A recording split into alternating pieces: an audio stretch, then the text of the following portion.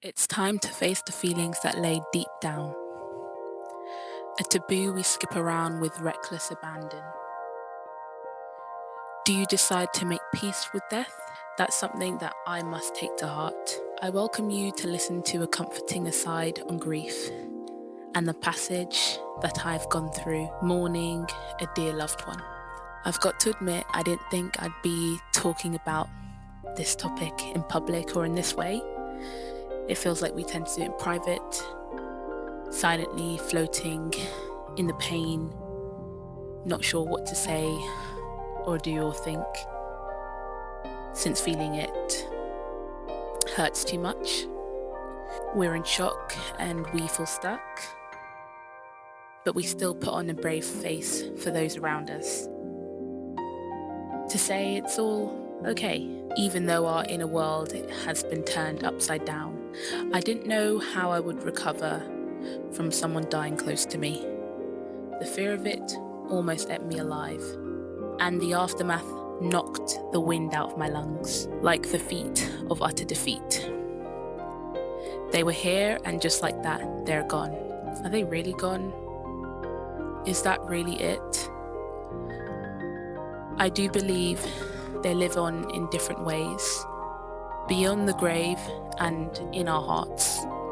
He has also set eternity in the human heart. I guess in facing death, it seems to refresh our perspective on life. Here's some lessons I've learned on grief and mourning. 1. Embrace the lament. Those who sow with tears will reap with songs of joy. I think when I began to be honest with myself about how I felt, my defense of numbness finally broke down. Allowing myself to sit down with how I felt, the sorrow lay bare in front of me, and in doing so, I was able to release it slowly. I found that emotions reveal the truth of our hearts. If I take in air, I have to let it out, and there's nothing to be ashamed about. Crying and praying again are good and healing for the soul. I'm reminded that tears and pain are a sign of how deeply I loved and was loved by them.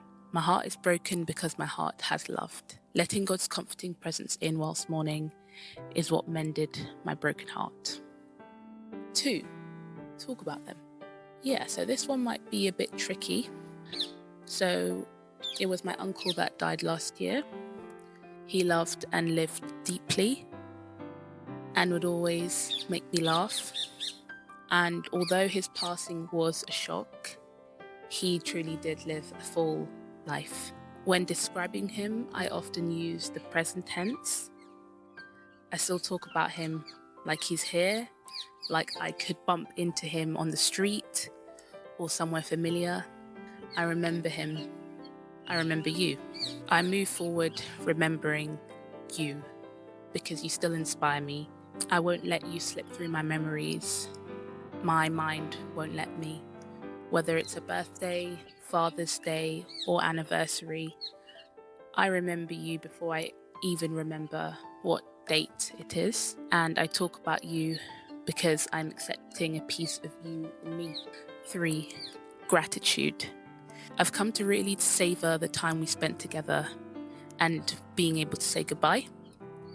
I can confidently say, blessed are those who mourn, for they will be comforted. Because the days, weeks, and months that followed, they were perfumed with grace in every step.